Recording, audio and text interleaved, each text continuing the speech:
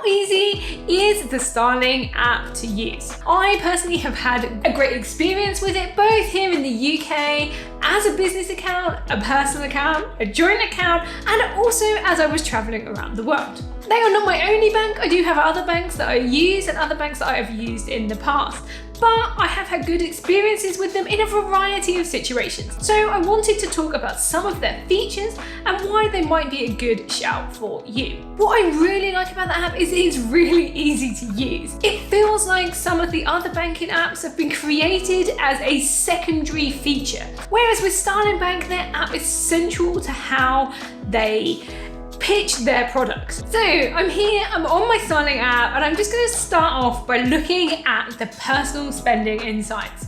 So as soon as you load the app, you'll see a little pie chart, like a donut chart. Now, if you click at the bottom, you will see a tab that says spending, and that will give you a bit more of an in-depth review of where your money has gone. It will either split these into categories, and it kind of like takes a guess at some of these, so they might not be entirely accurate. Or you can switch across to the other tab, which is merchants, and look at which shops in particular you have spent at. This could be a really good addition to your budgeting because you can see exactly like how much you spent at Tesco, which for me is going to be entirely food. If you think you have a problem with Deliveroo or Uber Eats, that will show up in this spending review. The next one is the savings spaces. Now, I think this is a real selling point. I have multiple savings spaces for my Starling Bank account for different ones. So for example, in my business, I have accounts that go for different tax, for profit, for expenses that I know I've got coming up. I've got sinking funds for my business to pay for those annual expenses. You can do the same thing in your personal account too. So I use it for sort of short-term savings. I use it for sinking funds. I've got them for like Christmas. I've got some for holidays. I've got one in there that's for like my kids' after school clubs. It really helps to organize and manage your money. Plus, you can change the pictures on them so they look pretty, and they're really encouraging and motivational too.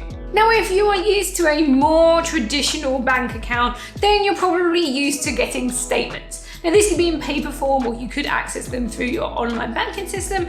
Well, Starling has these too. So you can view your statements, you can download them. So I sometimes like download them to my phone if I need to go through them, or you can print them out. So there are some instances where you need to be able to use a bank statement as proof of something, like your address, and you can do this with Starling.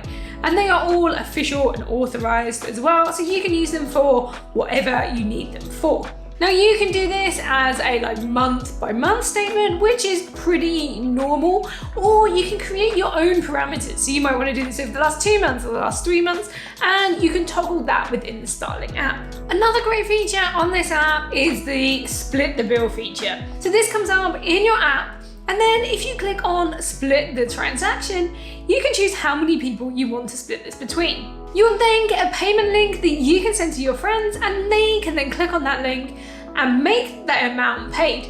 You won't have to sit there and get your calculators out on your phone and work out how much somebody owes you.